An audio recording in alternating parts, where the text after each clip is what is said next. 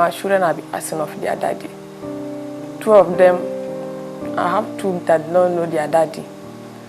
Every time they be asking me about their daddy. One of those Nigerians locked up in a Chinese jail is her husband, Ozemena Jonathan Dike. He's been there now for over 5 years. Not knowing when her husband would return, Mrs. Dike is now left with a difficult challenge of fending for 3 children, all on her own. Another woman with virtually the same story, Charity Okoro, a mother of 4. Whenever he called us, he's minding about money. I said, what about the money that you took? You took to China. He said they seized the money. Meet Mama Diana Farimade. Ó ti kọ́kọ́ lọ padà wá. Later ó wá padà lọ. Ó lọ ra àwọn tiles òkú wá. Ó wá tún padà lọ. Tó padà lọ náà la gbọ́ pé ó sáà pé wọ́n gbé lọ́hùn. Her son James Gabriel Adu traveled to China in February 2009, ostensibly on a business trip. But for over 3 years now, Mama Farimade has not seen James. It is believed that there are over 1,000 Nigerians scattered in jails across China. The statistics obtained from the Ministry of Foreign Affairs as at the end of March this year put the figure at 360 convictions spread across 21 prisons in China. The number of awaiting trial inmates is put at 123. 80 out of that figure are for drugs-related offenses, while 21 are fraud cases.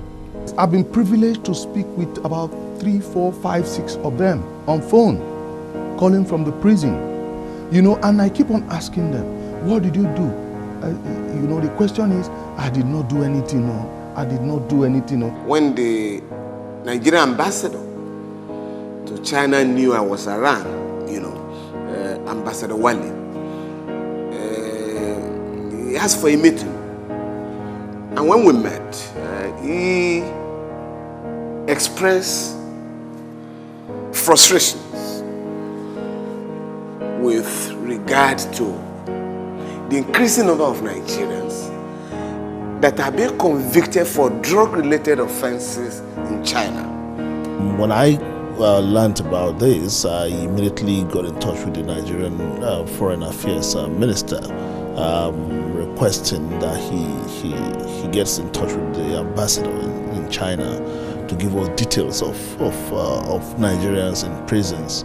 And they did this, and they sent the name to us, and I was really, really shocked to see the sheer number of these young Nigerians. We gathered from our source at the Foreign Affairs Ministry that the Nigerian embassy in China has put forward a proposal on behalf of the Nigerian government to the Chinese government, seeking the exchange of prisoners between both countries. But so far, the proposed bilateral agreement has not been signed. Almost on a weekly basis, the nation's anti-drugs agency NDLEA makes audacious arrests and charge drug smugglers and barons to court. But with close to 90% of Nigerians in Chinese jails convicted for drug offenses and some for smuggling drugs into that country, questions are being asked as to whether NDLEA is not losing the war on drugs. The NDLEA today is winning the war against illicit drugs, trafficking and abuse. But the truth is, it is an enormous challenge.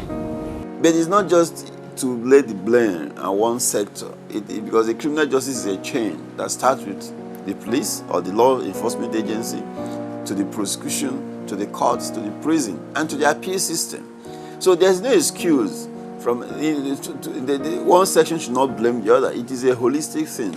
But whether this would really guarantee deterrent, especially among young people who are extremely desperate for a life of comfort, is difficult to tell. DG Badimasi, Channels Television News.